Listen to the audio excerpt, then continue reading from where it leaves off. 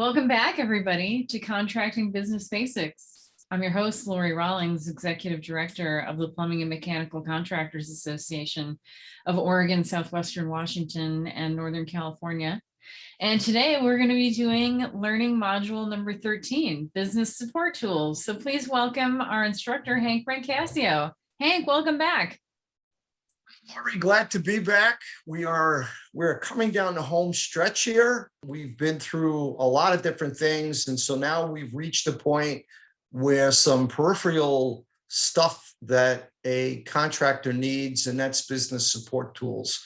We're going to get into that. And, most contractors, especially if they came out of the field, understand all of the tools that a plumber or a steam fitter might need out in the field. Now we're going to talk about tools needed to run the business, particularly in the office. So one of the resources that you can refer back to is the Management Methods Manual, published by the MCAA. Good place to go with some good information and some of the things that we're going to talk about.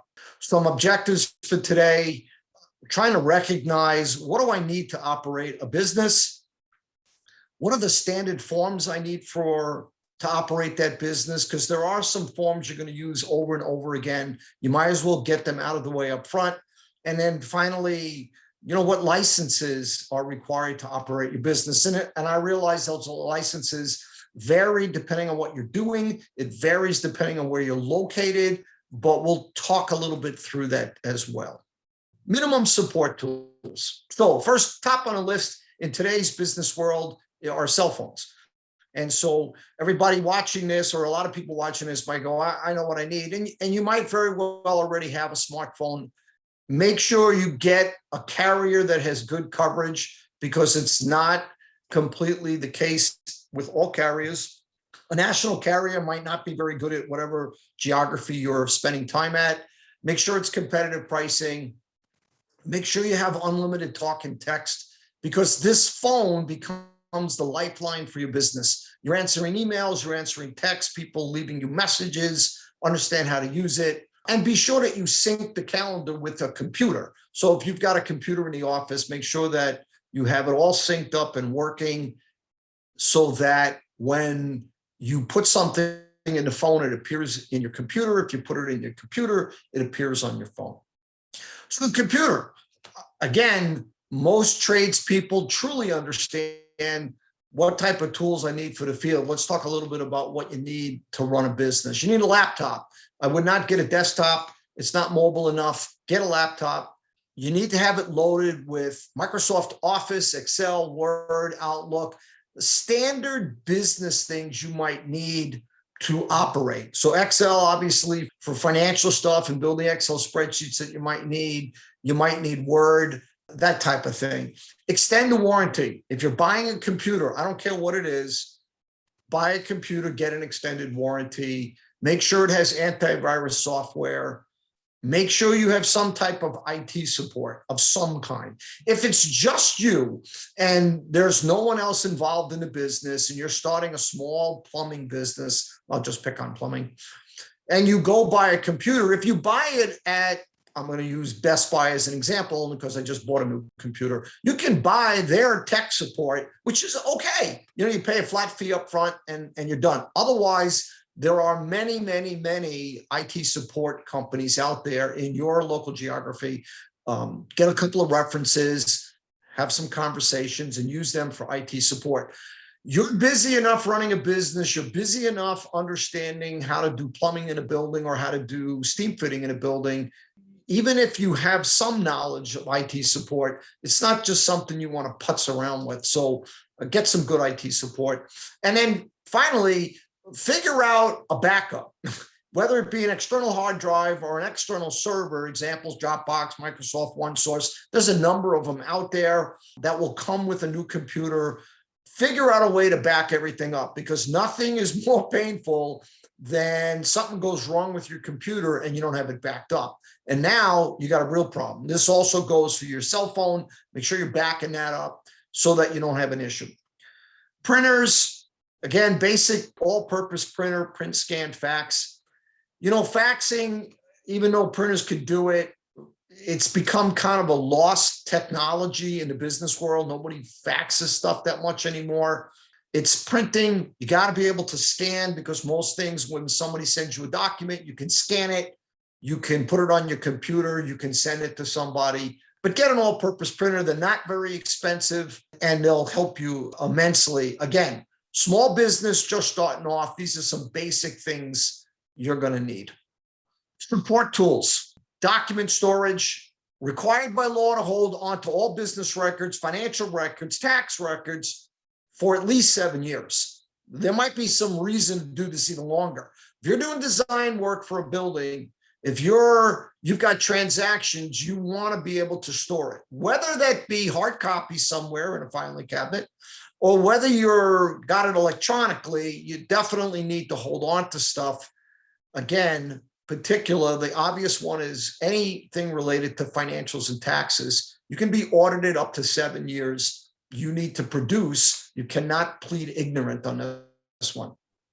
You're going to need some kind of an accounting system. Now, the simple one is QuickBooks. Some type of simple, you load it on your computer and it can track all your financial stuff. Make sure if you do this that you've got somebody who really knows how to use it, or whatever system you're using, but it's got to be able to do accounts receivable, accounts payable. It's got to be able to do job costs, and job cost in the construction trade is percentage of completion. We talked about this previously when we looked at financials of the company. It's a little bit different. Payroll records and tracking. We talked about this with all the union requirements. You've got to be able to track everything in a very diligent manner.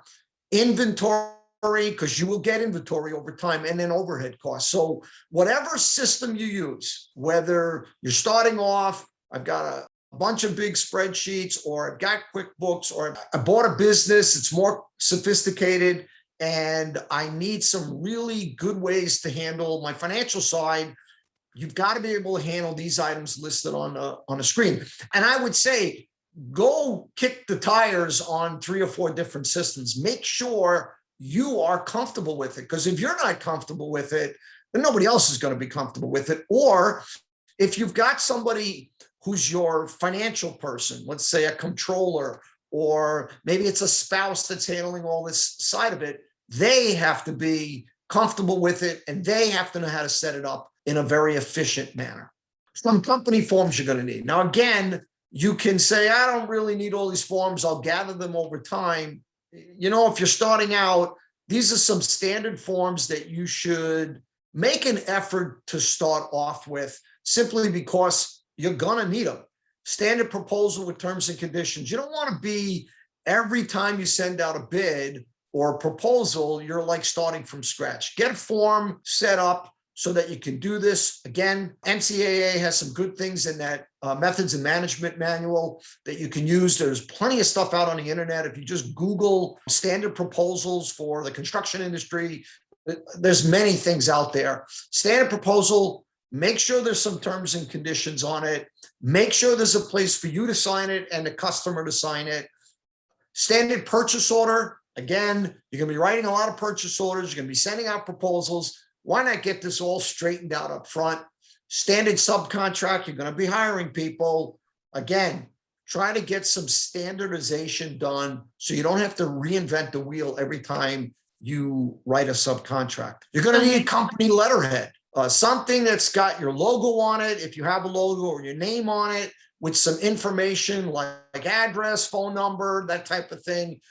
Make sure that you take that same letterhead logo and get it on your emails, so that every time you send out an email, people know where it's coming from. It's got your email address. It's got your phone number on there, whether that be an office phone or a cell phone. Just make sure it's got information, because you're sending this out to customers. Customers want to know where it's coming from and how to get back to you.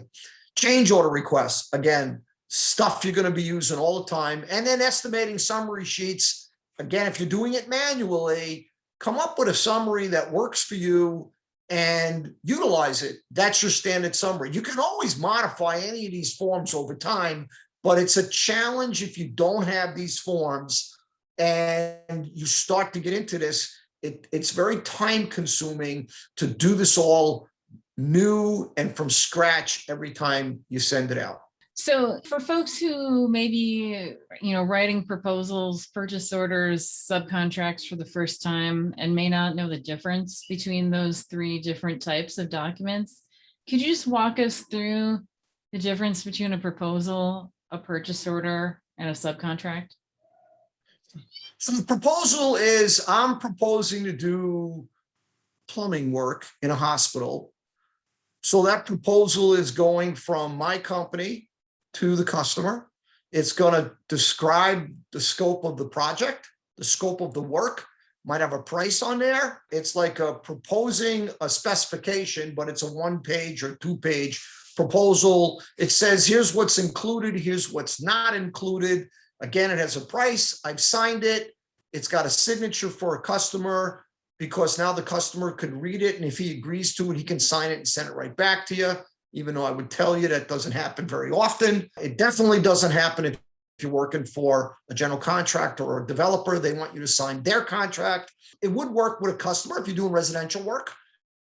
Why not? It's a standard thing. It might have terms and conditions on there. It might have payment terms on there.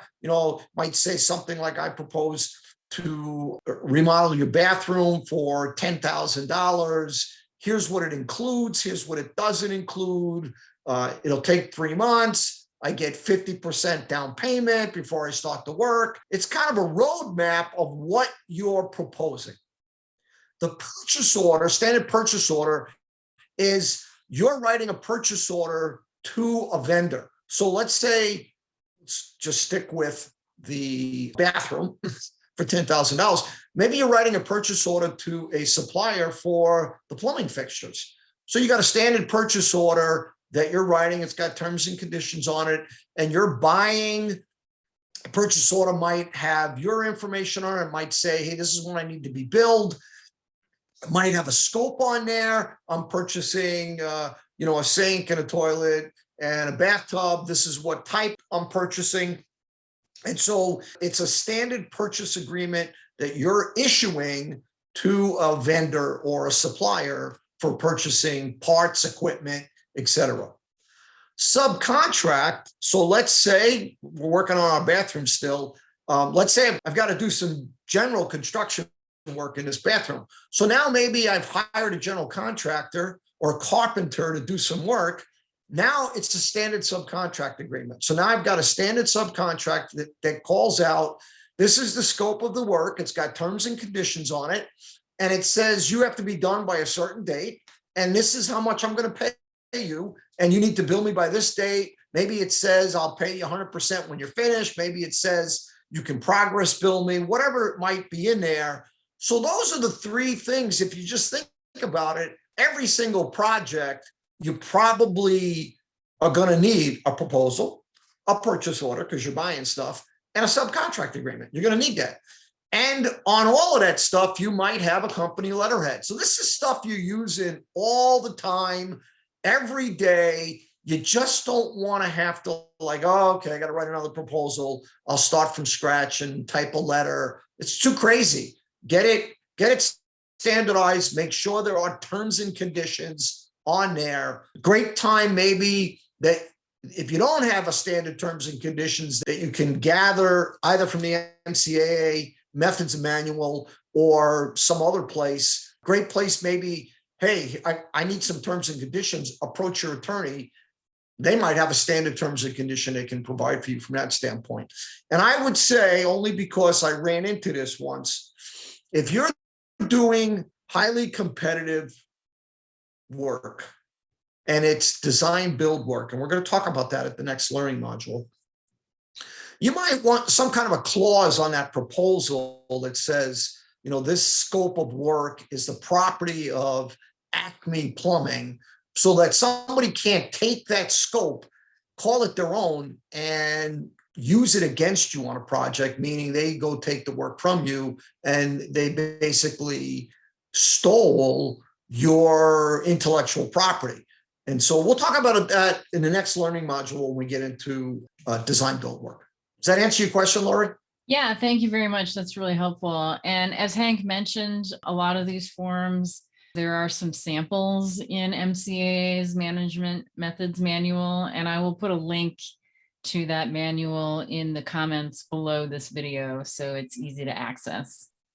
Basic tools, let's talk about some enhanced tools.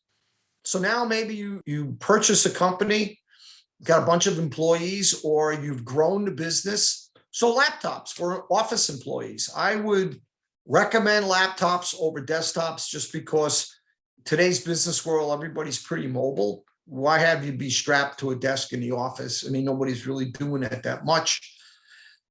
So you might also need laptops for your superintendents. If you've got field superintendents or foremen, mobility purposes, and you need to understand that every 3 years, you're probably going to be buying a new laptop. May not be the case. Somebody might drop a laptop or damage a laptop after 1 year. Somebody might be able to use it 4 or 5 years into it, but you want to budget a new one every 3 years. If you were on your financials, if you get with your accountant, in most cases, all of your technology stuff, if you're purchasing it, it gets depreciated over 3 years, 2 years, that type of thing, just because it doesn't last that long. The technology changes, unfortunately. Telephone answering service, if you're doing service work after hours, you're going to need some kind of a telephone answering service. Somebody after hours that's picking up the phone. Yeah, this is Acme Plumbing. What's the problem? Where's the problem? And then they have a list of who to call in your business to send somebody out there. Office desk phones with voicemail, that's another system. Today, the cell phones have become so, can I say, so versatile. Probably more and more people are just using those cell phones all the time. I will tell you, if you have desk phones, in my business, we had desk phones as well as cell phones. You just got to make sure that you've got it set up so that if they leave you a message on your cell phone, sometimes you can have it set up so that it also shows up as your desk phone as well, and vice versa, because you don't want to have a situation where you're trying to manage multiple voicemails. Bit of a pain, but you can do it. Printers. So larger office with many employees, centralize your printing, these can be leased. So if you're buying a business and the business started off very small, and now let's just say it's 10 people in the office as an example. It might have started off with everybody had their own printer. That's a very expensive way to do printing. You want to think about, maybe I need to, instead of having 10 printers, I need to have 3 printers and get them centralized in my office. They can be leased. There are many leasing companies that will lease printers. Large printers for copying and printing plans. You're going to need this as you do more work, as you do design build work. You're going to need to make copies of plans. You're going to need to print out plans. Again, you can lease these. Too expensive to purchase, and I would not recommend doing that. You might need estimating software. You might need accounting software. Now, we're not talking QuickBooks here. We're talking sophisticated accounting and estimating software. And again, we'll talk a little bit about the estimating software when we get to the design and estimating learning module, which is the next learning module. Sales and customer tracking software. So this is software that tracks all your bids. There are a number of them out there. You want something that every time you're sending a bid out, you're tracking that, you're tracking the customers, you know who you sent it to, because sometimes you might send out a proposal. You may not hear back on that proposal for 6 months. So, this way you can look at your sales pipeline and go, oh, I've got, $300,000 worth of work proposed sitting out there. It also gives you the ability to go through them and follow up with customers over time. So that's another software, different than your estimating software, different than your accounting software. This is sales and customer tracking software. Project management software, same thing. If you start to get bigger, you're doing commercial jobs, you got a number of project managers, the ability for them to manage these projects, and then finally engineering and design software. Now, some of these softwares may overlap with one another, meaning that project management software, that might be a piece of an accounting software, it might be a piece of a customer tracking software, or it might be standalone. It all depends on the type of software you purchase. It's a great thing to start to ask as you go down this path of accumulating software is to understand, hey, what else can it do? Okay, it's an accounting software. What else can it do? Can it do project management? I mean, that's important to understand. Can it track customers? Those are the type of things that you want to be sure that you're looking at. And where is it, in the cloud, or is it sitting on my laptop? Is it sitting on a server in my office? My recommendation would be cloud-based, only because it allows people to be more mobile. They don't have to be connected to the office necessarily. You don't have to deal with all the upkeep of that server because it's out in the cloud and it's backed up. So Hank, one Yes. question on that slide. So some of these more sophisticated types of software, like the estimating software, sales Yes. and customer tracking, project management, engineering design, do you have any recommendations about how people go about finding those kinds of softwares, comparing and contrasting them, figuring out which one is the best one for their needs? Well, let's talk about accounting software. I would start with your accountant. I would say either your in-house accountant, if you've hired an in-house accountant or controller, or if you've got an accountant, you should have an accountant that's helping you out, an external accountant. Ask them, hey, what are the software that's out there from that standpoint? I would suggest with all of these, talk to your competitors.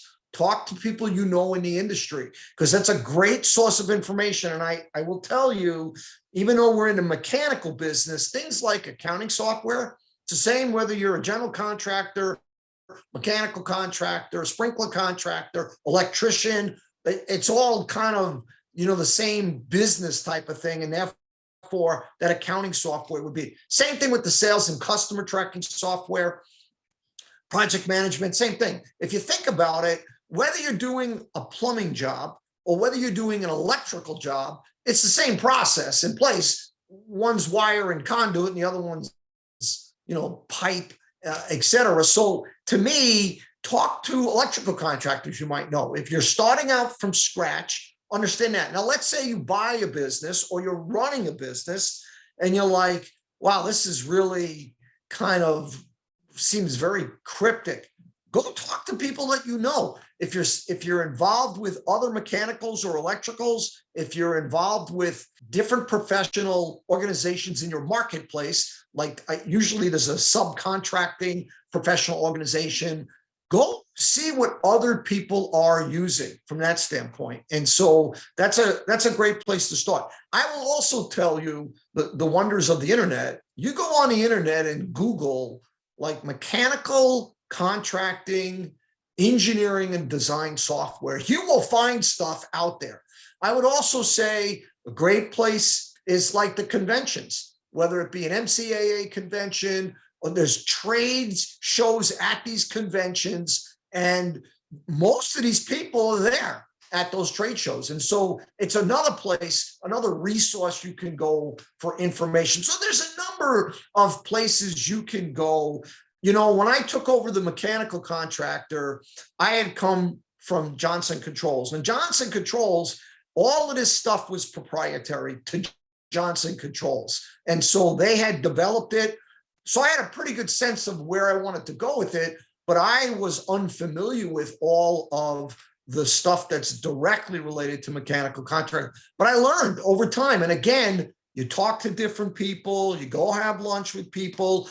Other people in the company would say, well, I used to work at Acme Mechanical. Here's what we used over there. That was another source of information. So you hire an engineer, you hire an estimator, you hire a project manager from another mechanical. Guess what? They might have used something at this other mechanical. Ask them. They might say, oh, I used such and such software. It was terrible. Or I used such and such software. It was great.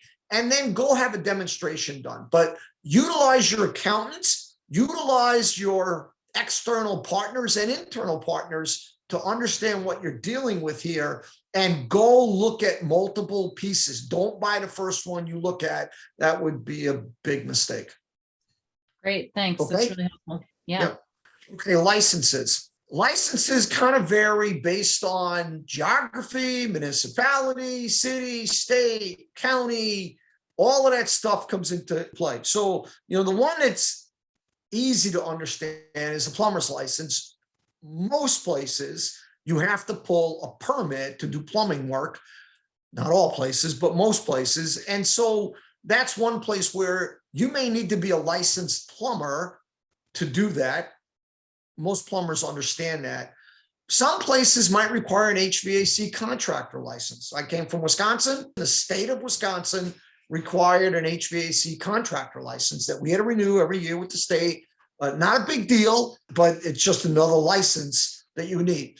If you're doing design build work, a professional engineer or designer stamp for design build work. In Wisconsin, there were two.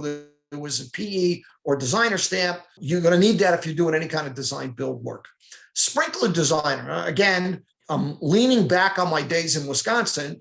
You sprinkler designer stamp, you needed, and you need to go take a test for that. And so there was more information for that. Sprinkler fitters had to have their own license, just like a plumber, you had to have a sprinkler. It varies from locale to locale. So you need to do a little research on this one. Now, if you're coming up through the trades, you will understand that immediately. You'll know what's required if you're a plumber coming up or if you're a fitter coming up doing HVAC work. But if not, you can do a little research to figure out what you need or don't need, depending on, again, where you are. If you're doing work in a larger city, you're going to find that more licenses and permits are required than they will be at a smaller locale. Just the nature of the beast from that standpoint. Yep, absolutely. And another thing I would point out is that 290's jurisdiction covers parts of 3 states. And all 3 states have different rules on licenses. So make sure if you're going to be doing business in more than one state in 290's jurisdiction, that you understand the rules regarding what licenses are needed in which state. Absolutely, especially when you're crossing state lines. No doubt about that. And that kind of wraps up all our business support tools. We're going to talk a little bit more about these design build projects in our next one, which is design and estimating. Excellent. Well, thank you for a very information-packed learning module number 13, Hank. Great. Thanks, Lori. No problem. We'll see everybody in the next learning module.